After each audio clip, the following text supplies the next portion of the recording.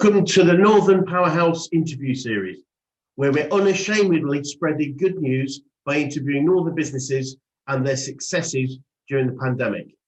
Subscribe to be notified of new interviews or click the link in the description to take part if you'd like to be interviewed yourself in a future episode. Welcome to Northern Powerhouse's Business Success Stories. Today we have with us John Hattam of HC Wines of York. So John, if you'd like to introduce yourself to the audience in terms of who you are, what you do and how you help people, that would be great. Sure, thanks Chris. Thanks for inviting me on. So I represent co-owner of HC Wines. HC Wines we started in 2004, myself and Andy Clark, who's the other half, my colleague.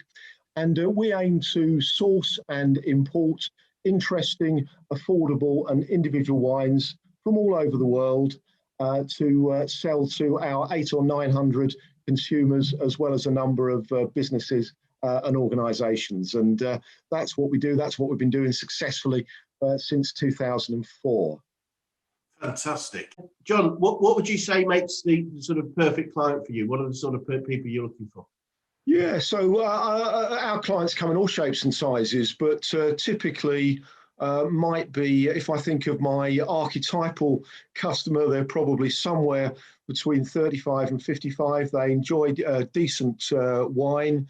They're not outraged by the thought of perhaps spending £9 or £10 on a bottle, and they like to know a bit about wine, its provenance, where it comes from, and to buy it from someone who is similarly enthusiastic and well informed, and who can talk them through it and help them inform their buying choices. So we sell to a variety of people, but including a bit of the including shops, off licenses, bars, pubs. But the majority of our business is people who are passionate about wine, who love drinking wine, and who want to find interesting, well-made wine. Yeah, that's our base, Chris. Really.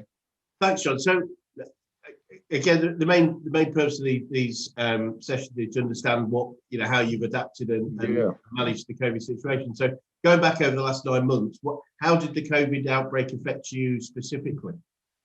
Yeah, well, I think for all of us, Chris, it sort of came up, it crept up on us, didn't it, really, from a few isolated news reports of what was happening in Wuhan. And then suddenly, I remember in January, the first couple of cases, which you may remember happened to be in York.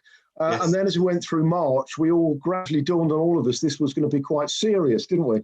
Yes. And so I suppose by the time we got to the end of March, we had some discussions about what do we do, and we found that quickly a number of our trade customers were beginning to dry up and closing, overnight. And so we really reached out to our independent base, to our individual customers. We made sure they were informed. One of the things we did fairly early on was we set up a wine club. So people could make a monthly subscription and choose a selection of wines that would arrive every 2 or 3 months on their doorstep. That really seemed to hit a need out there, and we had a number of subscribers very quickly joining up. That sort of kept the things rolling.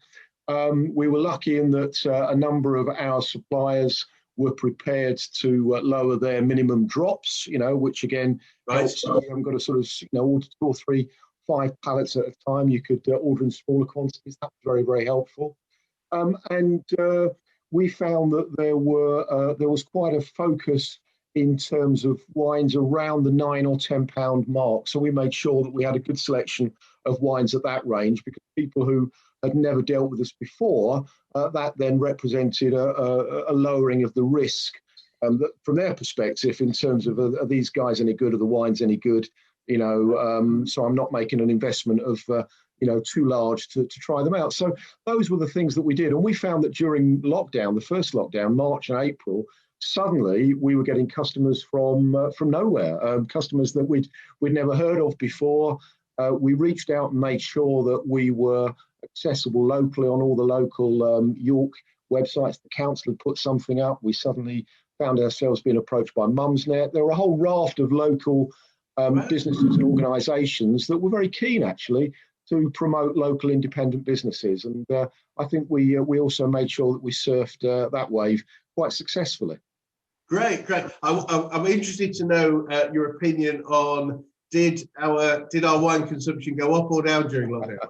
It definitely went up. A friend of mine said when that faced with homeschooling, she was laughing. She reminded me of the African proverb that said it takes a village to raise a child. And she said, I think having had 3 months of homeschooling, it might take a village to raise a child. It takes a vineyard to homeschool.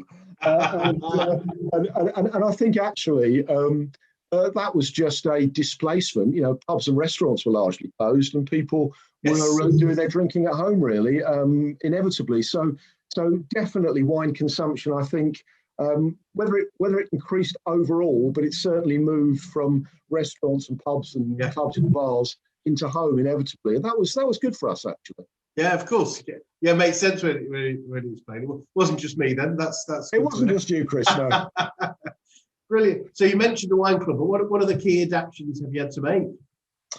Well, we honed the range to make sure that what we had in stock was the stuff that people wanted to buy. That may seem an obvious thing, but it really forced us to trim the range a little bit and make sure that stuff was earning its keep. We made sure that we communicated with our customers clearly and often, so we increased the number of newsletters that we sent out.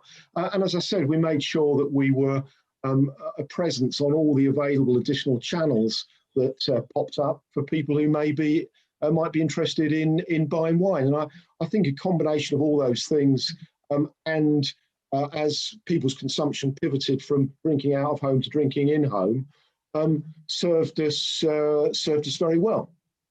Brilliant. It's great. It's great to hear. And what would you say the biggest challenges that you've had to face over the same period? Yeah. I think just we used to do quite a lot. So quite a lot of our business came from face-to-face wine tasting. So we do these from everybody from local wine clubs to professional organisations, quite a lot of corporate work, and of course they dried up overnight. And so we made sure that we kept in touch with all of these organisations, and actually we started with some success to do virtual wine tastings, which only the tasting is virtual. The wine is very real, but came through a number of ways in which we did that. Some people would order some wines beforehand, and then we would run a wine tasting, and everybody had the wines and they could drink them. Some people even got super organised and said, if you send us wine, we'll decant these into smaller bottles and distribute them, which was fantastic. Brilliant. So we've had so probably the biggest challenge was how do we try and maintain all that face-to-face wine tastings, which was quite a substantial part of our business, and able, not all of it, but to export quite a lot of that into a virtual online presence. And I've got a couple more of those coming up at the end of December. So that was probably the biggest challenge. But again, you find ways of overcoming and adapting, don't you? Yeah. Yes. Absolutely. I think that's the watchword, isn't it? Is that adaptation? The word pivot is used a lot, and I think it shows the resourcefulness of British entrepreneurs, probably entrepreneurs in general, but certainly British entrepreneurs in terms of making the changes we've needed to make.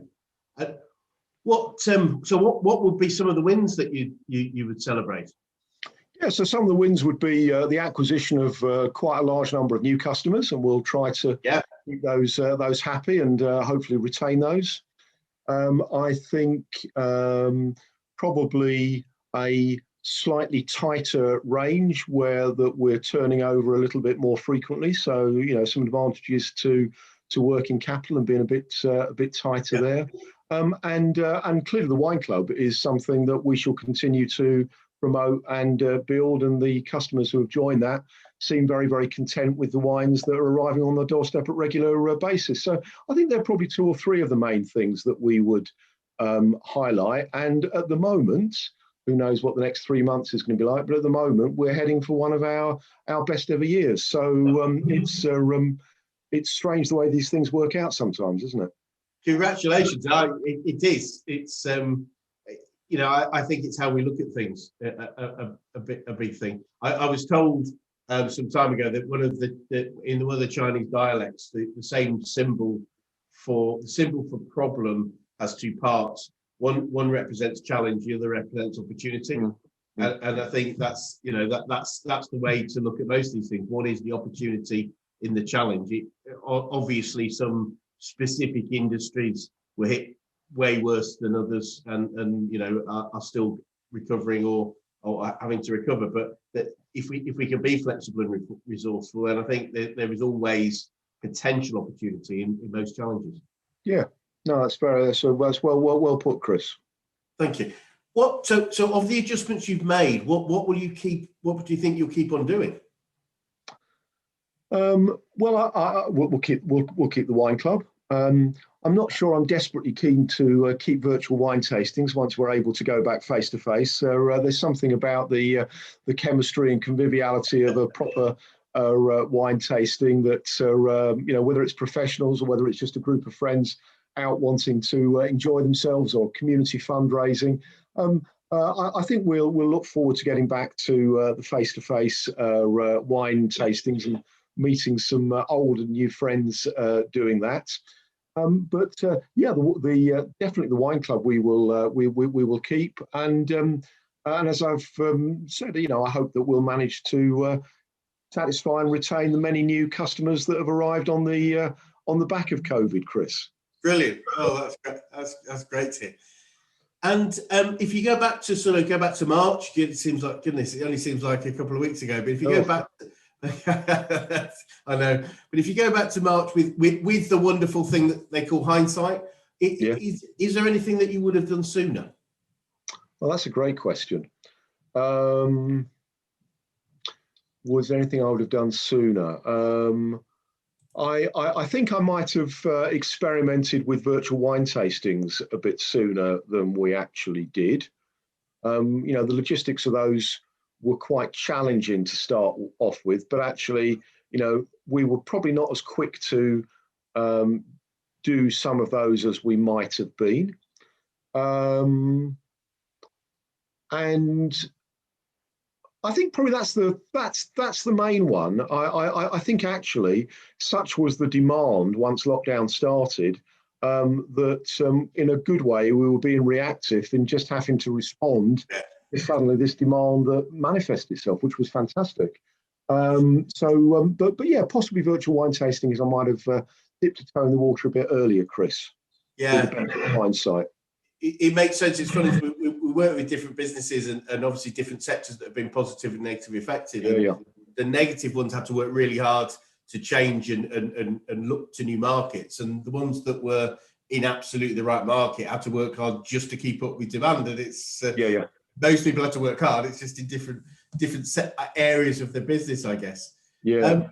So obviously we've just come out of the second lockdown. I mean, but I'm interested to know what your A, reaction and B, experience was of it. Second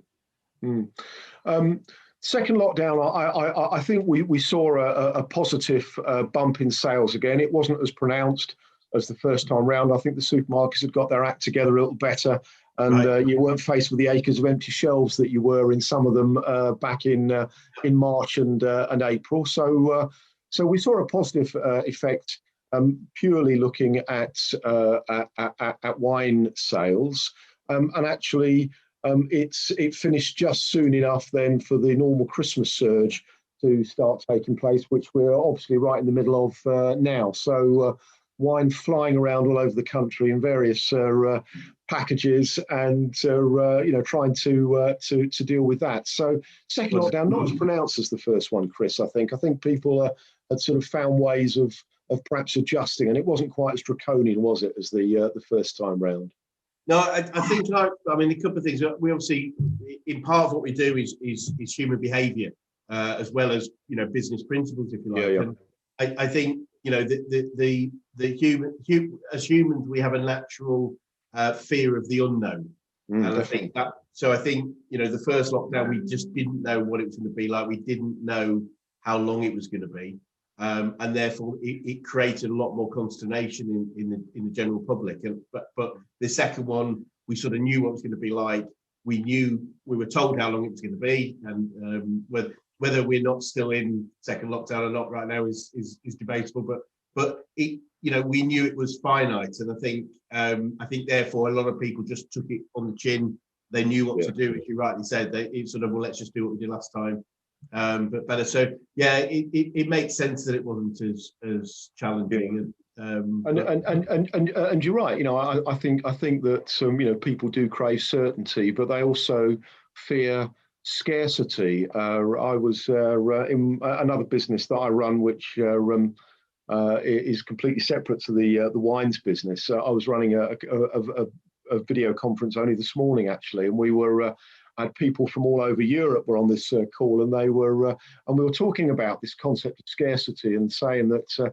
I was saying that in the UK, toilet rolls were the first thing to disappear from the shelf. And this lovely guy from Milan was sort of shaking his head, said, no, in Italy, it was olive oil that was the thing that disappeared first from the shelves. But it's the same principle of scarcity. And are we going to run out? And I think, as you say, people were a bit better adapted to that second time round. Yeah, I think so. It was, I mean, I have to say I was both surprised and very sort of concerned that although people there was a fear of this second rush on toilet rolls again, which is like we learnt the first time. I think people are still using the ones they bought back in April. But anyway, I think some people are will still be using those for many years to come, which is crazy. Yeah.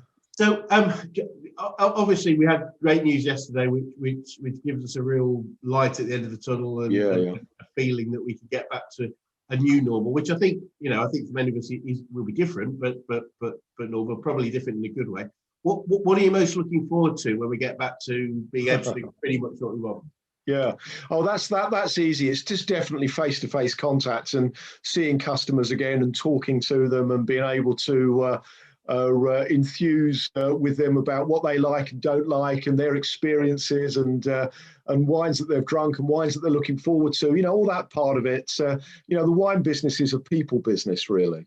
And it's about meeting different people and about their experiences. And I'm really looking forward to having much more face-to-face contact. I've missed that, and I like to think some of my customers say that they've missed that as well. So that can't come too soon. And being able to meet as groups of people, we didn't realise how special that was, did we? Until it disappeared, and that's definitely the main thing I'm looking forward to, Chris.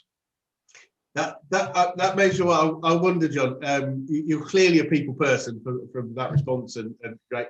I wonder, is it possible to be not be a people person in your line of work? I think it would make it more challenging. I think you have to wine is it's not primarily a cerebral experience, is it? It's something that involves all your emotions. Yes. And it's a very sort of, can be a very joyful experience. And I think that actually connecting with people and being able to understand what they like and what they don't like and perhaps why that is and to understand all the emotion in terms of a sense of occasion and a sense of place and provenance and the wine's history and where it all comes from. That's all intimately connected with people, isn't it? And I think that's one of the benefits of why people often deal with an independent business like ourselves, because, although undoubtedly your local supermarket has got a bigger selection of wine, you stand and watch people browse that, and it's this wall of wine. And actually they do one of three things typically. I did some research before we started HC Wines, and I spent, I'm afraid to say, an afternoon in Tesco just looking at how people shop the wine fixture. And I came to the conclusion they do one of three things. They either sort of wander down it eyes glazed and then randomly pick a label that looks good, or they go straight to what they had last week and buy another 3 bottles of that, or they go to the shelves and the special offers and buy something that is I was going to say half price, allegedly half price, because the retail price doesn't always reflect what it should be. But that's the way people buy wine. And actually, if you're genuinely interested in finding wine that is made in small quantities, artisan wines, boutique wines, wines that are never going to get listed in Tesco because the volumes aren't sufficient. As you browse this wall of wine and randomly pick a bottle, you're not going to find anyone in the average supermarket who's going to tell you know anything about any of these bottles or be able to recommend or make recommendations of what you drink it with or what to eat with it. It's a very sterile environment, and I think people come to independence because they value your judgment and your knowledge and your ability to talk about the wines that you're selling and your ability to make recommendations, and that's worth quite a lot. We're never going to match the supermarkets on price, but there are other reasons why people come to independents like us.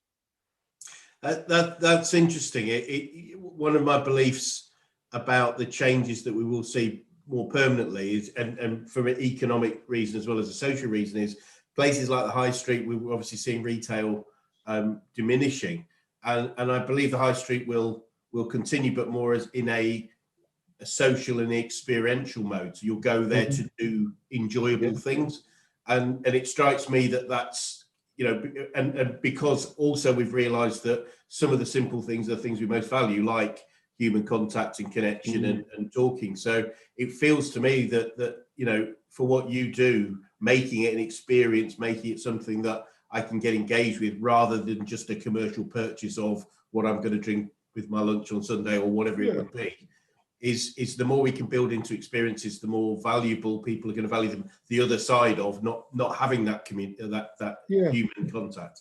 I think that's right, Chris, and I think people, there is, as you say, use your word, an experiential aspect to buying pretty much anything, I guess, but particularly buying wine. And I think, if you buy your wine in a supermarket, it's probably gone through 15 stages, from the guy, driving the tractor in southern Australia somewhere to, the guy who takes it the last 50 yards and puts it on the shelf.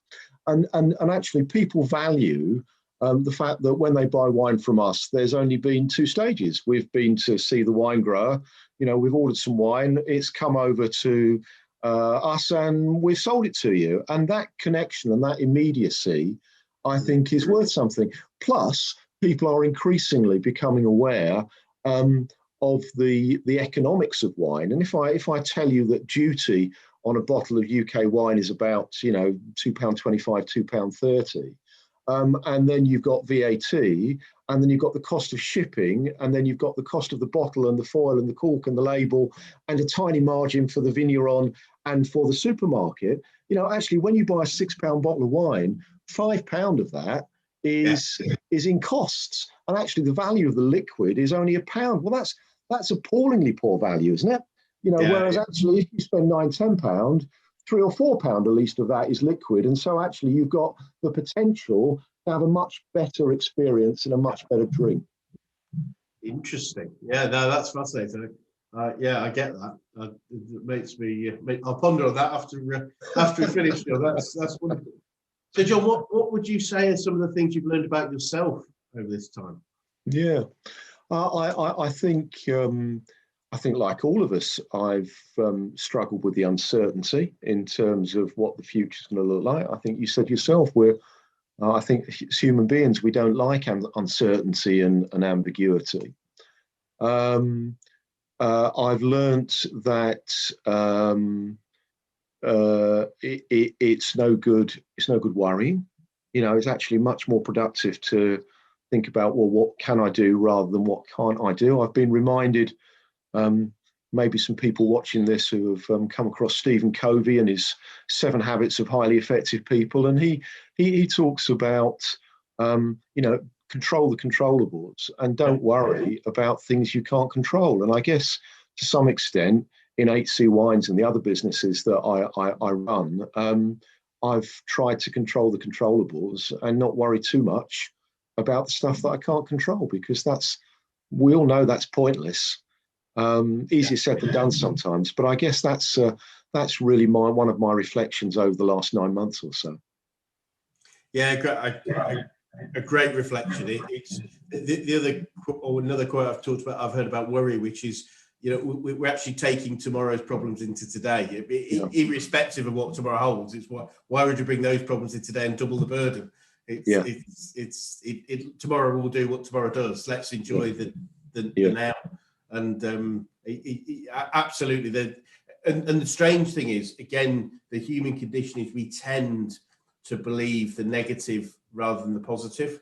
A friend of mine talked a while ago that he said, if you were to believe everything was going to go perfectly in the future, if I said to you everything will be perfect in the future, you'd think I was an idiot, because that's impossible. And yet worry is mainly thinking everything's going to go wrong in the future. And so it's really a choice, what I choose to believe, because it doesn't have to. In your case, the lockdown was actually a very positive thing, whereas you, like most of us, including myself, were quite fearful at the start of what does this mean? So no, great learning. So just looking to the future, I guess just final couple of things. What do you see, if any, of the challenges that you may face as we move forward into next year and the year after? Well, at the risk of alienating 52% of the people who watch this video, Brexit is a huge challenge, of course, for us. The amount of additional bureaucracy and paperwork in terms of importing wines from Europe is going to increase dramatically. We've hedged against that a little bit in terms of time by bringing forward some deliveries and some stock. Prices will continue to go up. I mean, that's inevitable. I remember the heady days of the pound buying 1.42 euros, and inevitably at the current exchange rate of 1.1, something like that. That inevitably means that items denominated in euros are going to become more expensive in the shops, and we've seen some of that over the last 2 or 3 years. So I think Brexit is the big one on the horizon, Chris. And I think if we can surmount that and be trading profitably on the other side, I think that's probably enough to be going on with. To be honest, it's the one I'm focused on at the moment, as many people in my business and others will be. Of course, and obviously, I'm sure, like everybody, we hope we do get a deal as soon as possible. So on the flip side of that, hopefully the flip side, what does the future look like for you and HC Wines? Well, I think we've been trading successfully now for 16, 17 years. The business continues to grow. We seem to have found a market of interested people that like the wines that we sell. I've got customers go right back to 2004. I hope we will continue to trade. I hope that we'll continue to acquire some new customers. Always happy to have any inquiries from anybody watching this video. And I hope that we'll continue to gradually expand. We recently started importing direct from a very premium winery in Margaret River in Western Australia. We found, somewhat to our surprise, that we've got a steady market for very, very premium wines costing 25, 30, sometimes £40 a bottle. And I didn't realise that we had that kind of market. So I think we will continue to experiment. I think we will continue to truffle out great wines. We only import about 3 to 4% of the wines that we actually stock. Of the wines that we taste, we only end up bringing about 3 or 4% into our range. So consumers can be reassured that we have kissed a lot of frogs to bring the princes or the princesses into our range. And I think people appreciate that kind of ruthless selection. So I hope that we will continue to thrive, and I hope that we will continue to grow. And the last 16 or 17 years gives me some justification for that optimism, Chris. Brilliant, Joe. Well, thank you so much. That's been really fascinating, actually, and delightful. And perhaps we could. I would be quite keen if you would be kind enough do you have, just between you and I and the listener, as Terry Wogan used to say, what wine should we be drinking in 2021? Which wine should you be drinking? What's the occasion, Chris? I can't. I need more detail, than that. But if you were looking for a great Christmas Day wine, I'm not sure what I'll be drinking with Christmas Day, but a wine that is.